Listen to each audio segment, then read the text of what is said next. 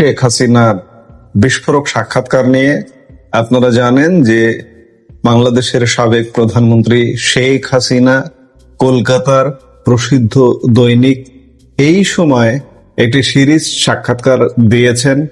মূল ফোকাস যদি বলি, অন্তর্বর্তী সরকারের জামানাতে নয়াদিল্লির সঙ্গে দূরত্ব বাড়িয়ে ঢাকা যে ইসলামাবাদের কাছাকাছি এসছিল তেমন অভিযোগ উঠেছিল। আর সাম্প্রতিক নির্বাচনের পরেও পাকিস্তানের সঙ্গে সখ্য বাড়িয়ে চলেছে বাংলাদেশের বর্তমান বিএনপি সরকার, এমনই দাবি উঠছে বিভিন্ন মহল থেকে। যদিও সরকারি তরফ থেকে একে নতুন কূটনীতি বা ভারসাম্যের কূটনীতি বলে যুক্তি দেওয়া হচ্ছে, কিন্তু এই পুরো বিষয়টি নিয়ে কি ভাবছেন শেখ হাসিনা, আসুন তার প্রতিটি বক্তব্যের লাইন ধরে আমরা বিশ্লেষণ করি। পাকিস্তানের সঙ্গে এই বর্তমান সমীকরণকে কিভাবে দেখছেন আওয়ামী লীগ সুপ্রিমো শেখ হাসিনার স্পষ্ট পর্যবেক্ষণ, রাষ্ট্র হিসেবে পাকিস্তানের সঙ্গে স্বাভাবিক সম্পর্ক থাকতেই পারে, কিন্তু স্বাভাবিক সম্পর্ক রাখা আর পাকিস্তানি ভাবধারায় রাষ্ট্রকে ফিরিয়ে নেওয়া দুটো এক বিষয় নয়। মুজিব কন্যা স্পষ্ট ভাষায় জানিয়েছেন, পাকিস্তানের সঙ্গে যে কোনো সম্পর্ক হতে হবে ইতিহাসের সত্যকে স্বীকার করে, 1971-এর মহান মুক্তিযুদ্ধের মর্যাদা রক্ষা করে এবং অবশ্যই বাংলাদেশের নিরাপত্তা ও আত্মসম্মান অক্ষুণ্ণ রেখে। কিন্তু বর্তমান পরিস্থিতির দিকে আঙ্গুল তুলে তিনি অত্যন্ত মারাত্মক কিছু অভিযোগ এনেছেন। শেখ হাসিনার দাবি, আজ বাংলাদেশে মুক্তিযুদ্ধের চেতনাকে দুর্বল করা হচ্ছে, পাকিস্তানপন্থী শক্তিকে পুনর্বাসিত করা হচ্ছে, সামরিক ও প্রশাসনিক ক্ষেত্রে পাকিস্তানের প্রভাব বাড়ানো হচ্ছে এবং তরুণ প্রজন্মকে পাকিস্তানি প্রতিষ্ঠানের দিকে ঠেলে দেওয়ার চেষ্টা চলছে। আর এই সব কিছুর মধ্যে একটি গভীর রাজনৈতিক বার্তা রয়েছে। তাকে প্রশ্ন করা হয়েছিল, প্রথমে ইউনূস ও পরে তারেক রহমানের আমলে কি পাকিস্তানের অতি ঘনিষ্ঠ হয়ে উঠছে বাংলাদেশ? মুক্তিযুদ্ধের ফসল বাংলাদেশের এই অবস্থান পরিবর্তনকে আপনি কিভাবে ব্যাখ্যা করবেন? এর জবাবে আওয়ামী সুপ্রিমো উল্টে প্রশ্ন ছুড়ে দিয়েছেন, আজ যারা পাকিস্তানের সঙ্গে এই ঘনিষ্ঠতাকে নতুন কূটনীতি বলে প্রচার করছে, তাদের উদ্দেশ্যে শেখ হাসিনার প্রশ্ন, পাকিস্তান কি 1971-এর গণহত্যার জন্য আনুষ্ঠানিকভাবে ক্ষমা চেয়েছে? তারা কি যুদ্ধাপরাধের দায় স্বীকার করেছে? তারা কি বাংলাদেশের মানুষের ক্ষতকে সম্মান দিয়েছে? তিনি বলেন, যদি না করে থাকে তাহলে এত তাড়াহুড়া করে সামরিক ও কৌশলগত ঘনিষ্ঠতা কেন? পাকিস্তানের সঙ্গে এই অতিরিক্ত ঘনিষ্ঠতা শুধু কূটনৈতিক বিষয় নয়, এটি সরাসরি বাংলাদেশের আত্মপরিচয়ের প্রশ্ন। তিনি সতর্ক করে দিয়ে বলেন, যারা 1971-কে ভুলে যান তারা বাংলাদেশকে বুঝতে পারেন না, যারা বাংলাদেশকে পাকিস্তানের ছায়ায় ফেরাতে চান তারা আসলে বাংলাদেশের ভবিষ্যৎ নিয়ে এক বিপজ্জনক খেলা খেলছেন। এবার আসা যাক অভ্যন্তরীণ রাজনীতির সমীকরণে। গত ফেব্রুয়ারির 12 তারিখে বাংলাদেশে যে নির্বাচন হয়ে গেল, তারপর বহু মানুষ প্রকাশ্যে জানিয়েছিলেন যে পাকিস্তানপন্থী মৌলবাদী শক্তি জামাতে ইসলামকে ঠেকাতে তারা বাধ্য হয়ে বিএনপিকে ভোট দিয়েছেন।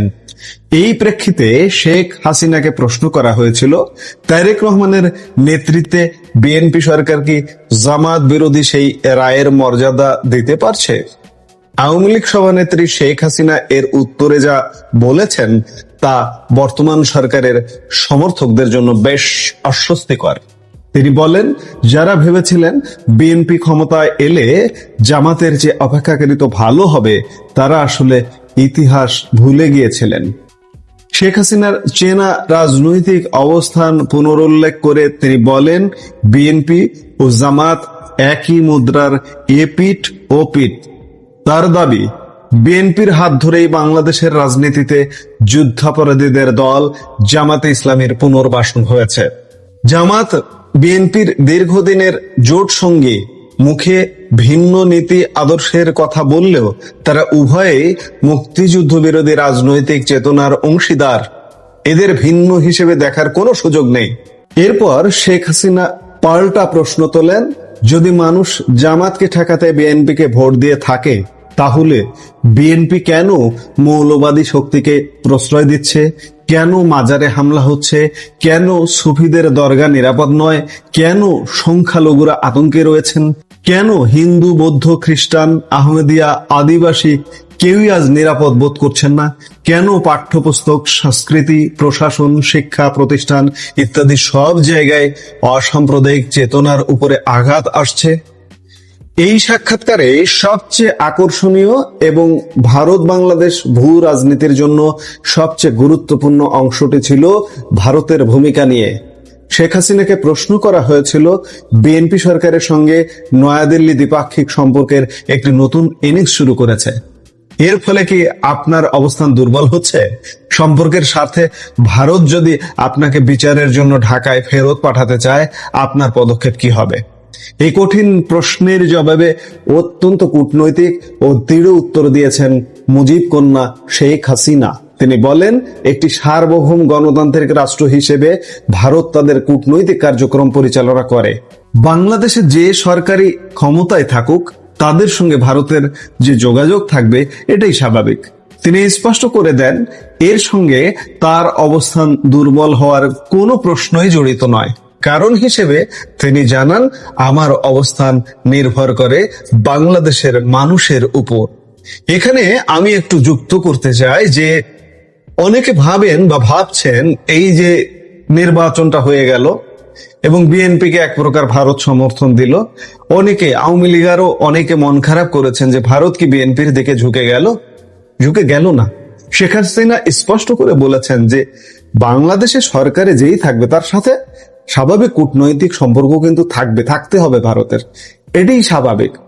এবং সেই সম্পর্কের সুবাদে আওয়ামী লীগের সাথে ভারতের যে সম্পর্ক, শেখ হাসিনার সাথে ভারতের যে সম্পর্ক, সেই সম্পর্ক ঠুনকো হয়ে যাবে, যোগাযোগ বিচ্ছিন্ন হয়ে যাবে, এটি ভাববার কোনো কারণ নেই।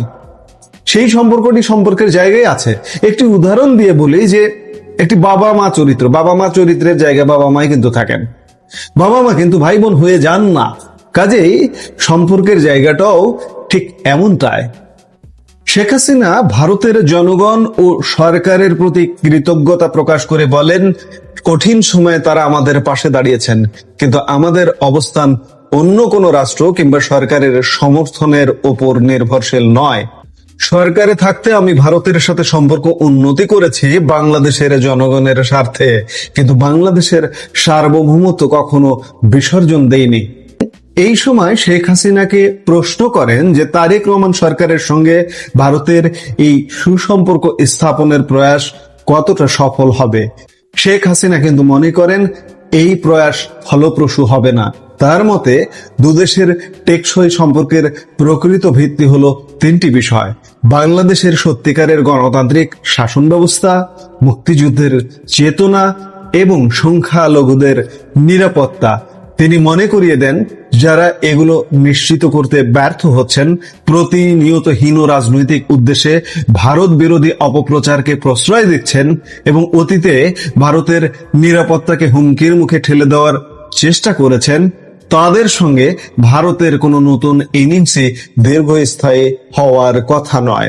শেখ হাসিনার এই বক্তব্যের মাধ্যমে এটি বেরিয়ে এসছে যে নয়াদিল্লির জন্য এই নয়া বিএনপি সরকার একটি নয়া থ্রেট হিসেবে আবির্ভূত হচ্ছে, যে এতে কোনো সন্দেহ নেই।